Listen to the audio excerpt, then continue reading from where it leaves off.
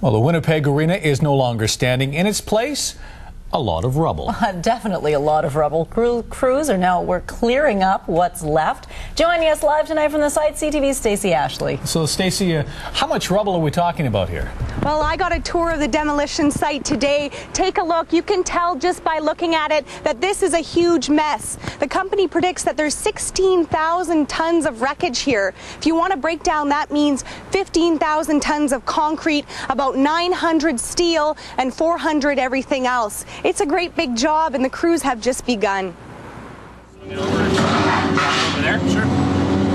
The dreaded part of any explosion for Bob Malter is the cleanup. The best part is bringing it down. It's the most fun part anyways. Now it's just very, very many hours of repetitive work.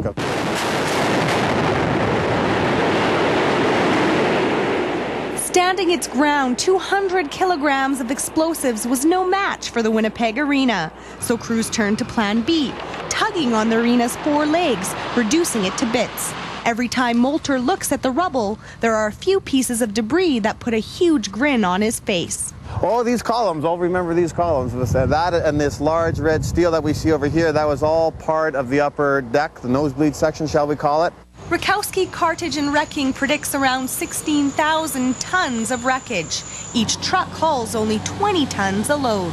Almost everything here will be recycled. The concrete will be turned into road base. The metal will be melted down and resold. Only the roof and some drywall will become garbage. We actually take what used to be considered landfill material and make it into a material where we actually get some money back out of it. So it's just being more efficient. This father-son duo doing their part to pitch in, taking chunks of concrete as souvenirs. It's like the Berlin Wall. It's like one of many stages through the passage of time in Winnipeg. By this time next month, it will be hard to tell an arena was ever here.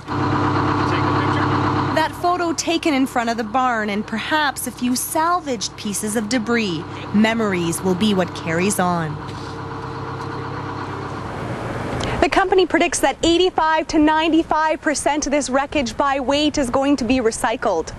Oh, that's great, Stacey. How long is it going to take to clean it up, though? They're going to be busy at this site until April. I was wondering myself how many truckloads of stuff that means if you realize that there's 16,000 tons of wreckage and each truck can only take about 20 tons. That means these crews are going to make over 800 trips to the dump sites. All right, thanks a lot, Stacey. Of course, our CTV Winnipeg building here at Polo Park is right beside the demolition area. The force of the explosion was so strong it caused some damage to our roof and one of our offices. Now, rain was pouring in earlier today, but the damage has since been repaired. We move into our new downtown building in May.